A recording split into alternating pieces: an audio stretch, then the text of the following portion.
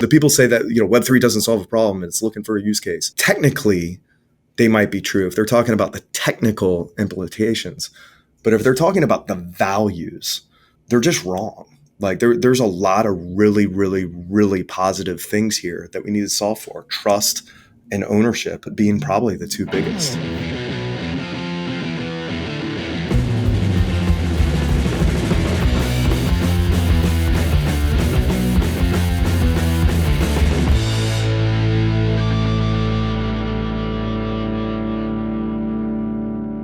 Welcome to Airdrop, the show that'll help you understand what NFTs are, how they work, how to use them, and all that good stuff. I'm Rauian, and I'm here with the wonderfully whimsical Phosphorus, and today we're talking with Alexander Blocks. Alexander is an entrepreneur and a CTO of his own company, GMTM Sports. So GMTM Sports basically helps athletes get noticed by coaches and camps and schools so they can get recruited and move up their athletic career. But when COVID happened, well, the whole world kind of shut down.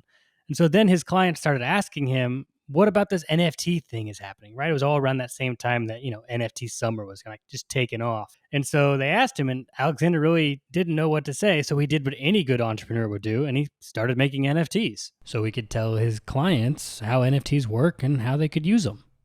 So Alexander makes generative art. And what that means is he writes code that then creates these different images and patterns and stuff. Basically, he tells the code what to do, and then when you plug a random number into it or something, it creates this piece of work. And his work specifically makes these NFTs that are like these mosaics of color, and he uses these rounded rectangle shapes. It's kind of hard to explain in words, but when you see it, it's just, oh my God.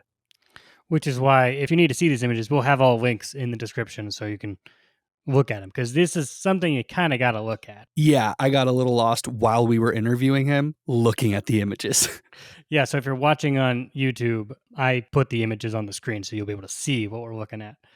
So today we're diving into how Alexander felt when he first learned that his collection of 2,500 NFTs sold out in a day. We're talking about how he makes his generative art. And lastly, we're going to dive into some of our more cynical views about Web3, which, to be honest, was kind of a refreshing take. Yeah, that was a really fun part of the conversation. And, we talk about a whole lot more than just that. Also, did you know that there's an easy way for you to help more creatives understand how to use NFTs? For every 5-star rating and review we get, the algorithm knows that this podcast, Airdrop, is one that people really enjoy and they get a lot of value from. And the deal is, if you do that, we'll make sure we get the best guests, and together we can learn how NFTs work for our creative careers, our businesses, and our lives. And if you're following an incredible project that's pushing the bounds of creativity and using NFTs, I want to know about it. We want to know about it. I'm sure Rauian wants to know about it. Oh, I definitely want to know about it. The easiest way to let us know is through Twitter. So make sure you follow Airdrop on Twitter at Airdrop Show and let us know who we should be talking to. All right. With all that said, let's drop in.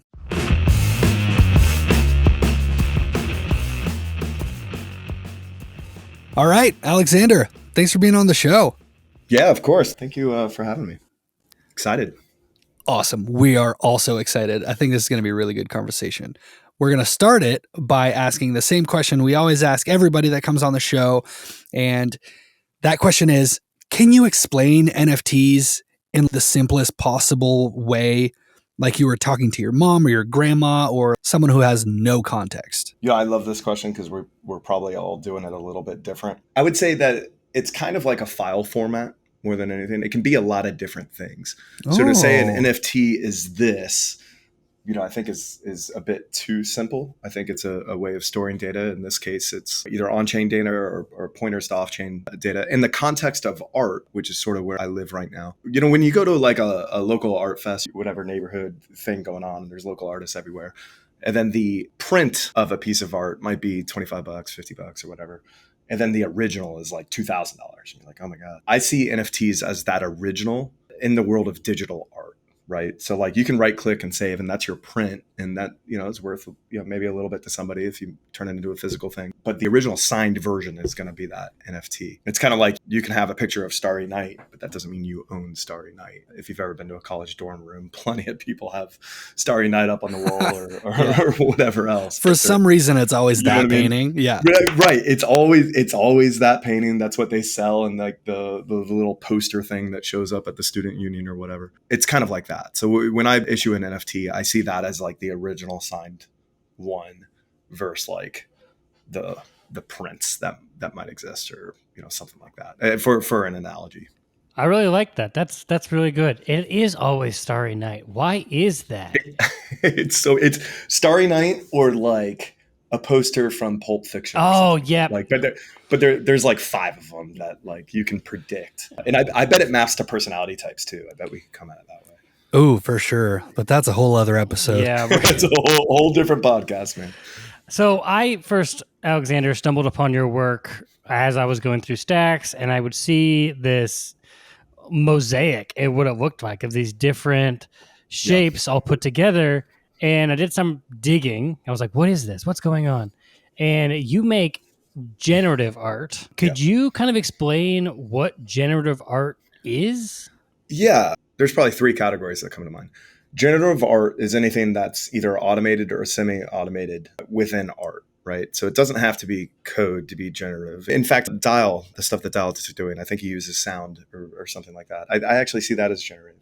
Now, within generative art, though, you have algorithmic art. And algorithmic art is software, right, speaking. And then within algorithmic art, you have computer-assisted art. So like one of my collections was Reinvention, and it takes an NFT in your wallet and kind of spins it out into this new thing, right? That's computer-assisted algorithmic art. Blocks is literally just a bunch of code that spits out all these crazy looking things.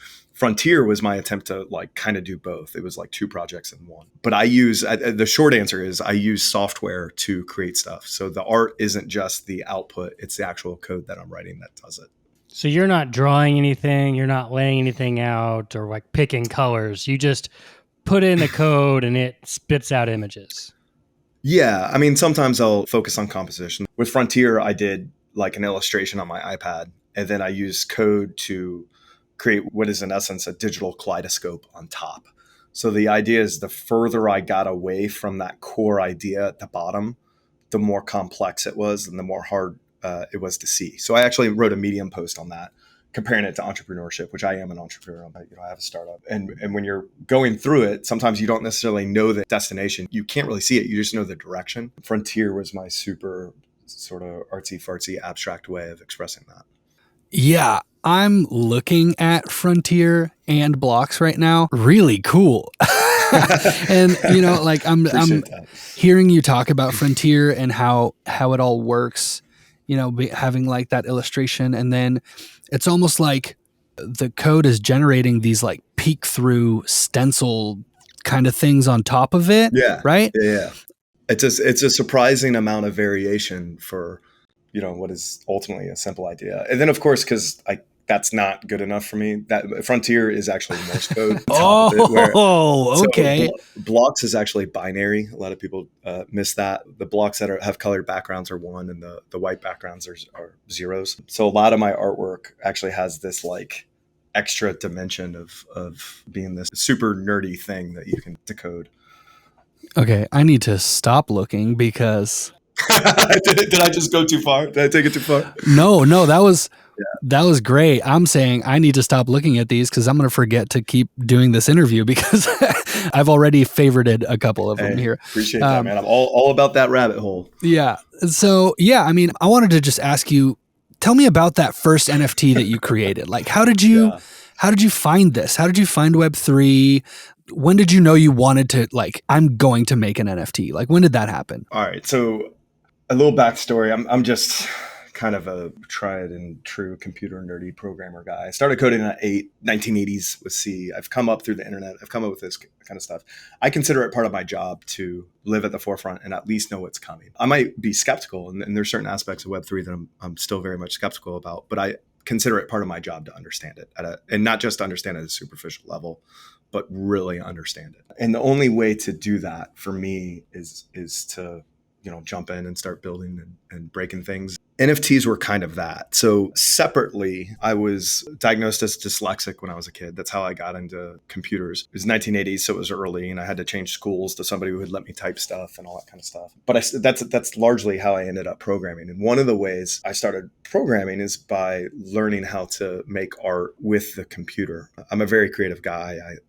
I see things, but between the dyslexia and what is undiagnosed, but likely now in hindsight, something called dysgraphia, where I have trouble putting thoughts to my hands, like not with typing, but like I have a lot of trouble drawing and writing things. Computers became my way of being really creative. And for a while I wanted to be a designer, and I'd carry a little portfolio of stuff and all that kind of stuff. But then I go into engineering, I become an engineer. I do some of that for fun or whatever. During the pandemic, things got crazy. My day job is I'm a co-founder of a sports startup.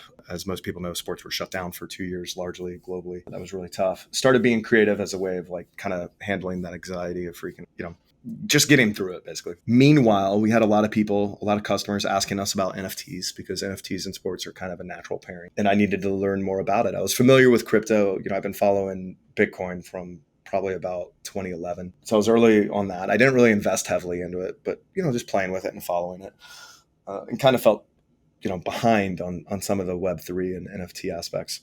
So I reached out to the Boom Wallet guys. I reached out to Gary over at Hey Layer. I also reached out to StacksArt. StacksArt at the time was really the only marketplace. I think Gary was building still, and Boom, they were flirting with stuff, and they had ways to create stuff.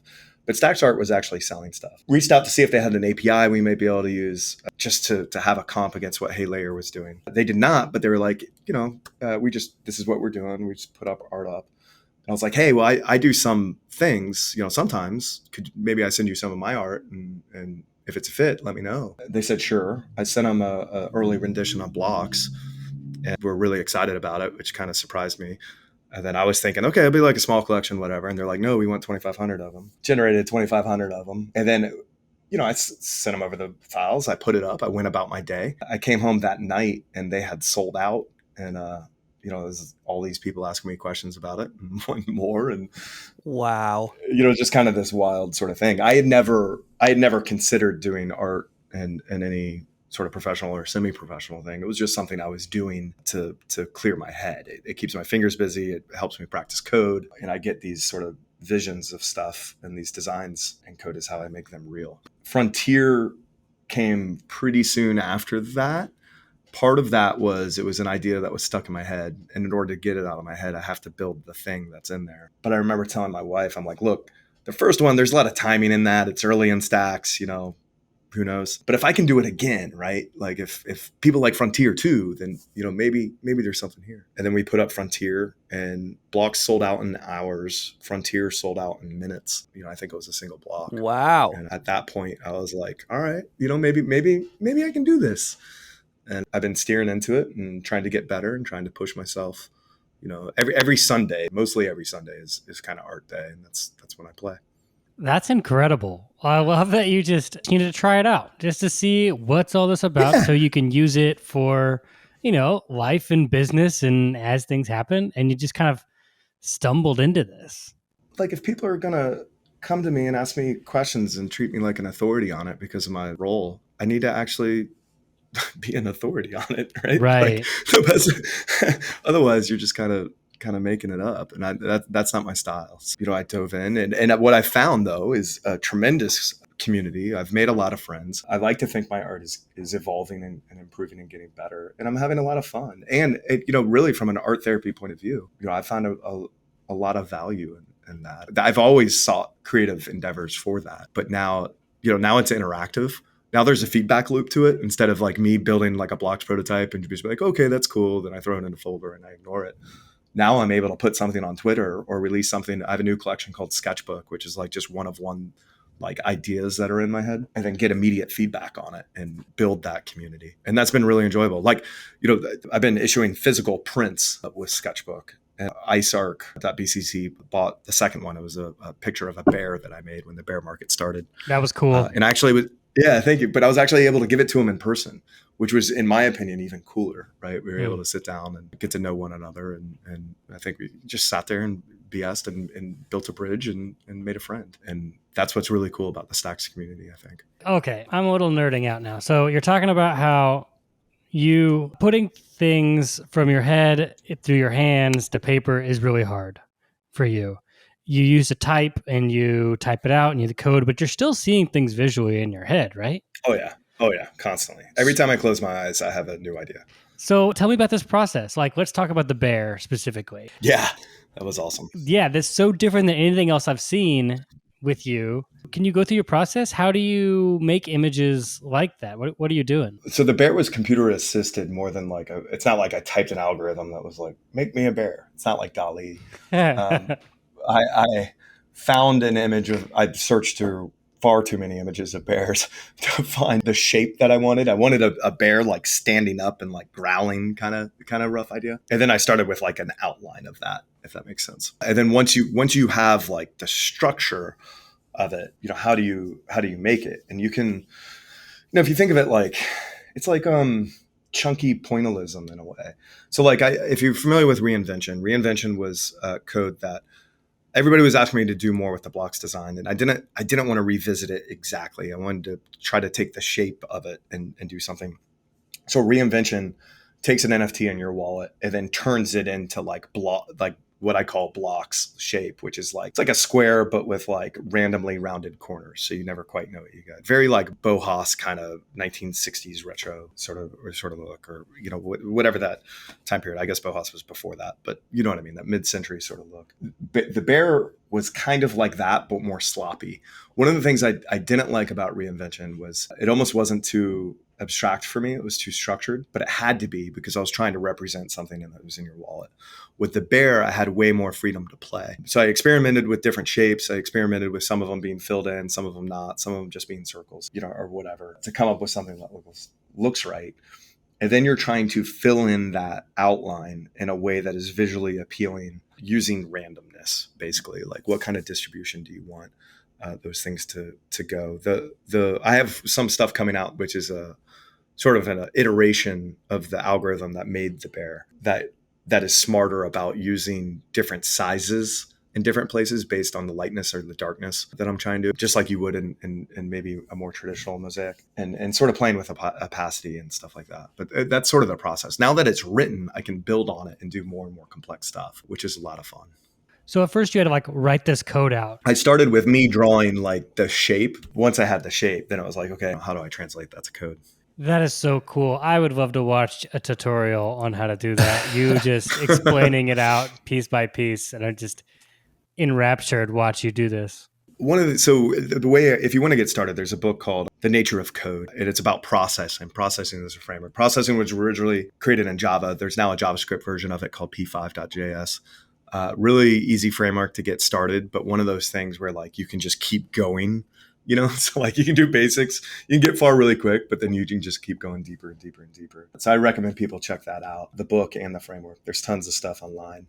For me, what I think separates me from maybe a lot, not all, but a lot of the generative art scene right now is like, it's not a new medium. Like you can go back to the 60s and find a lot of stuff. A lot of my stuff is heavily influenced by early generative, but we're in that phase where it's just reaching this breakout.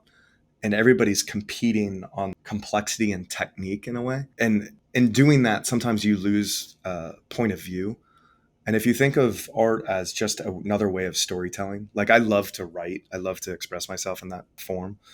Art is like visual storytelling. It's like the visual component of writing in a way. And some of that has, I think, been lost in generative because people are just trying to be like as complex as possible and as pretty as possible and all that kind of stuff. And you lose a little bit of the soul of the artist because it's not coming through. It's now the soul of the algorithm.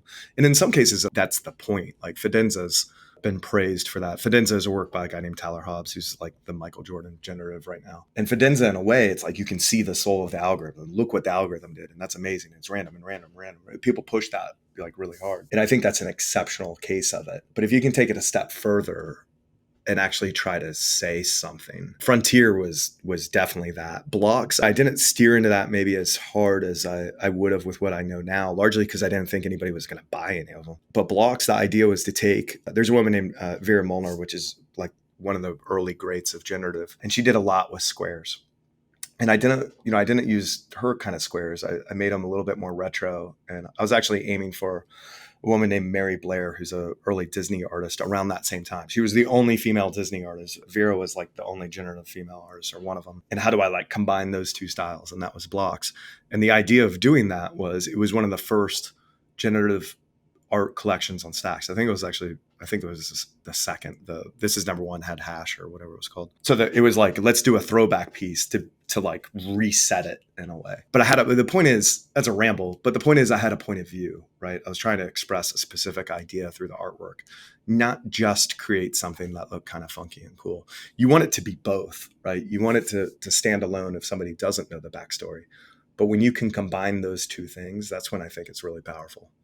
That's amazing. As an artist myself, I'm always trying to find that narrative and find that meaning, even if it starts with just a scribble, right? And that's a really, I don't know, that's kind of like the way to do it, right? So when you're making art through the code, when you're doing this, like creating this beautiful art that you're creating, what is it that you're trying to say? Like what is that narrative, in your head when you're putting these collections together?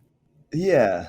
Well, like everyone's different. So You Are Human was the first sketchbook I did. That was a little bit different. I used barcode, but they're not actually barcodes. What they are is base 16. So it's hexadecimal. So if you actually count the barcodes and you change that to hexadecimal, which is 0 through F, base 16 counting, and then you translate that to ASCII, it says You Are Human.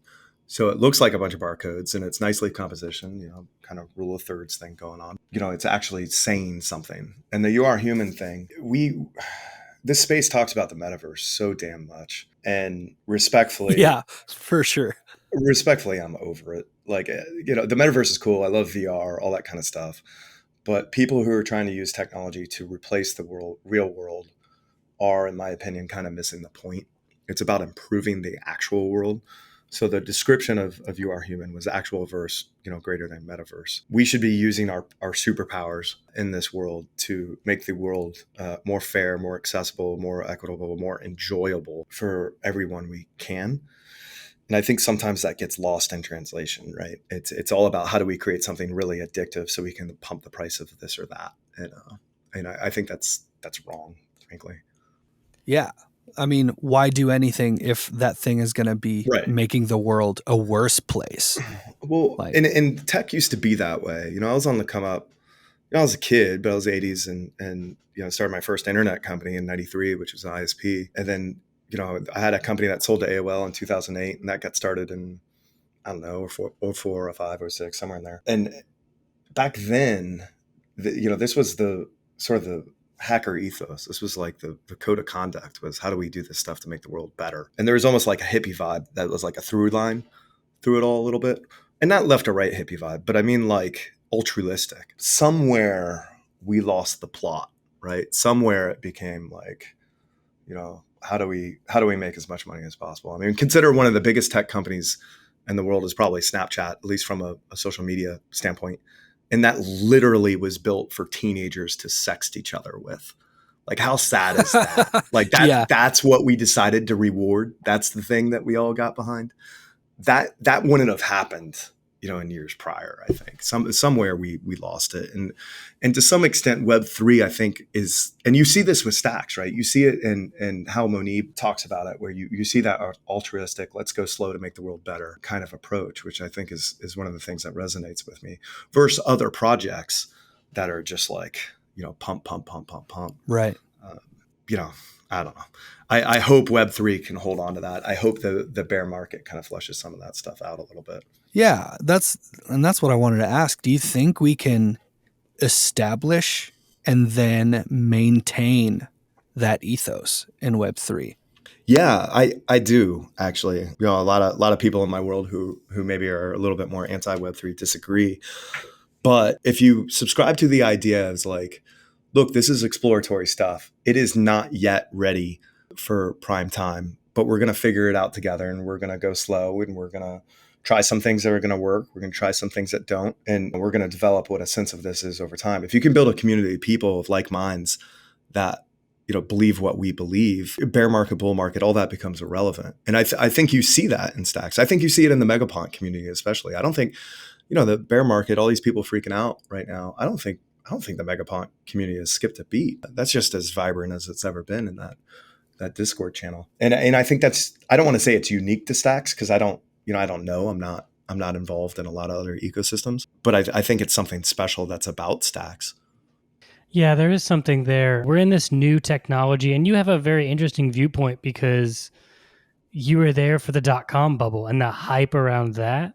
And there's hype here and now with Web3, almost to the point where you can feel like it's just all pump your bags, or it's just, we're all going to make it. This is going to be great. We're purposefully missing some of the things that could lead us astray. What are some of the things in your mind, and you feel free to be cynical as you want here, that are leading Web3? My cynicism coming through? No, it's beautiful. Bring it. Well, yeah, what are some of the things that you're seeing that could lead Web3 astray? Greed. Look, I mean, the .com bubble was caused by greed. We got ahead of our skis a little bit. I think that's happening now. I think you have to have. So first off, my day-to-day job, I'm a CTO right now. I hate the word roadmap. I've grown to despise it because anything more than 90 days out you're kind of making it up. Yeah. So what you really want is a compass. You need that North Star. Come on. Yeah. You got to stay directional. What happened, I think, after the .com and the years, I had people tell me I was wasting my time, all up to the point when I sold my company to AOL. That's when people started paying attention, right? But I heard the internet was a fad and only child molesters and drug dealers use it, and all the same garbage that we hear now about Web3. And my first business, again, I ran an ISP. I used to go to sweet little old lady houses and help them install the software to help them get online. It's no different than installing a wallet now. It's hard. It's complex. It's not yet ambiguous. All that needs to change, just like it changed from sort of the 1.0 era to the 2.0 era. I don't think Web3 replaces. I don't think it's 2.0 versus 3.0. I think that's wrong. I think there's some applications where Web3 makes a ton of sense, specifically when you need to solve for trust, right? That's like Web2 is about social to me and making it interactive and making everything multiplayer. Even I remember when Venmo coming out, thinking it was the weirdest thing in the world to tell people what I was spending my money on. Right. I still don't like it, but clearly it was popular, right? Everything became social. I think where there's a need to solve for trust, which is a lot of things, Web3 makes a ridiculous amount of sense. Data privacy, data portability, censorship resistance. I think, you can almost call it, I'm struggling to find the term, but almost like an inventory tracking mindset. Proof of ownership where, art, for instance, we talked about signed prints versus not signed prints. And I was one of these guys. I used to go around and speak at little conferences and stuff. And the information wants to be free thing was such a big part of hacker ethos and still kind of is. But when Napster came out and piracy sort of went mainstream, there was this rebellious youth that was like, well, you guys just got to find new business models. Sorry, information wants to be free. Yeah. And as an adult, I look back and how obnoxious was that, right? All these young people telling people that the thing they do has no value. Web3 changes that in a very positive way, because all of a sudden you can introduce artificial scarcity, and all of a sudden you have those things that do have value, and all of a sudden artists and creatives and musicians and everyone else has a chance to monetize their life's work in a way that benefits them. It's like the internet benefited everybody except for this select group of people, and we were just sorry, that kind of stuff. I'm rambling at this point. I'm ranting a little bit, but that kind of stuff is where I get really excited. So the people say that, Web3 doesn't solve a problem. It's looking for a use case. Technically, they might be true if they're talking about the technical implications, but if they're talking about the values, they're just wrong. There's a lot of really, really, really positive things here that we need to solve for. Trust and ownership being probably the two biggest. Yeah. And as we see this moving just the way, using the internet and, downloading AOL for the first time might have been scary and weird. But like you said, the wallet's the same thing now, and we're only going to see more and more adoption as you're finding ownership and provenance. And I love how art was really the first thing to kind of kick this off, because Rawion and I want to give value back to artists. We are creative people by nature. We believe all people can be artistic no matter where they are and should be compensated as such. We should reward them. And I think your art does such a good job of that because you don't come from a traditional art background, right? But yet you found a way to express yourself in this way that lots of people love. Well, that's art. Like, and I shouldn't say that because art is a lot of different things, but like, I came up listening to punk rock, right? So like my point of view is like, there's a spit in the face of it all kind of aspect to it of like, why can't I do this? Why shouldn't I do this? And why shouldn't people value it? And I'm not going to feel weird about it. I don't think many people on Stacks do this. I don't set my mint prices that high. Like if I go to the coffee shop every morning and I look on the wall, the stuff that's on the wall costs more than the NFTs that I'm selling. And especially now that I'm, providing people with prints sometimes, depending on the project, but it's both. You're getting the NFT and you're getting the print. That all of that is just very blue sky and exciting. Right? That this should be the time that we celebrate it. And to see so many people trash it, I understand why. They're trashing it because 90% of the crap that's out there are scams or pump and dumps or fraudulent. I get it. But like early internet was that too. I mean, like we wiped out billions of dollars, if not more, in the .com crash because so much of it was nonsense. Your analogy there between like the hackers of, our younger generation, myself included, downloading everything from LimeWire and Napster and like ripping as much music as possible. Now here we are saying like, yes, I want access to that, but also I want to make sure they get compensated accordingly. Right.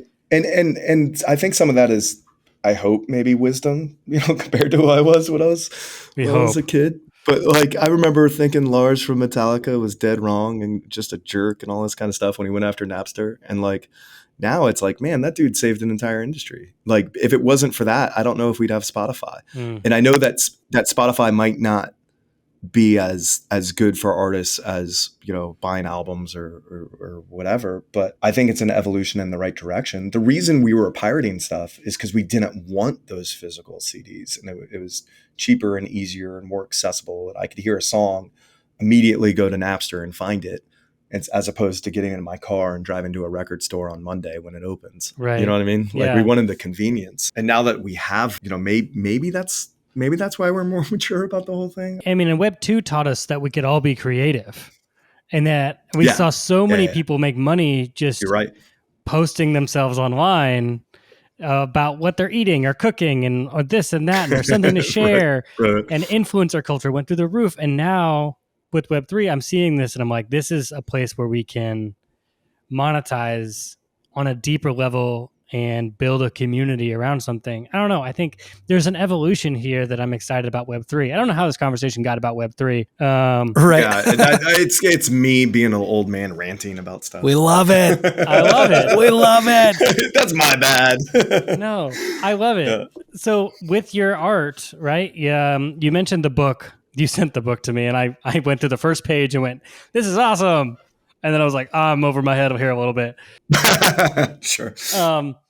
Where can someone, how does somebody get into doing generative art this way? How can they put their toe in? Yeah, honestly, if you just Google p5.js, there's tutorials all over the place. And a lot of, especially, early generative stuff you can look at. That's the type of stuff that I prefer. But if you want the more modern stuff, you can go to a site like fxhash.xyz. That's probably the most vibrant of the generative communities right now.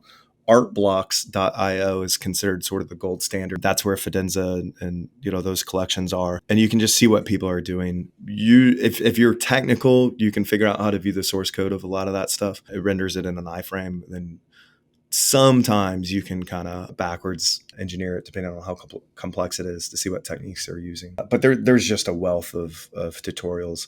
And what I would stress is like, don't worry about being the most photorealistic thing or, whatever. I think we're in that, the way I would explain it is like when a caveman first showed up with a brush, people were like, oh my God, did you see what that brush could do? And eventually it became more about the brush. And then it it probably, if I were to chart it, it probably got more complex and photorealistic before it went to minimalism, right? It's like at some point we started to go backwards. So I would suggest that people shouldn't be intimidated by some of the crazier stuff going on, and instead they should really focus on those core ideas that they're trying to express. And you can go a long way pretty easily with a framework like P5. There's a bunch of different frameworks. Some of them are, in all different languages or whatever. So there's tools for everybody, but P5 is usually what I recommend.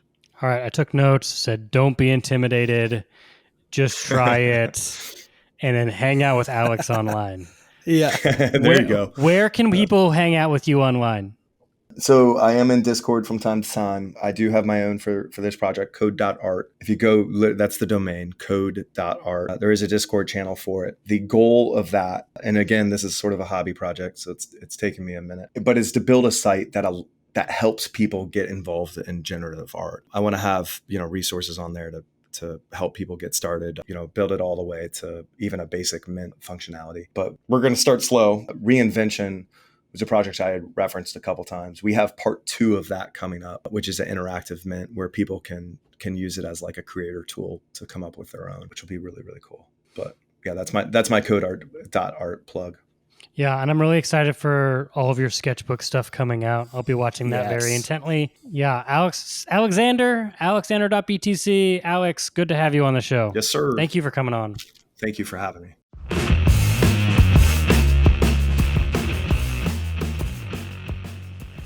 Thank you so much for dropping in and listening to Airdrop. If you want to know more about Alexander and his creative work, we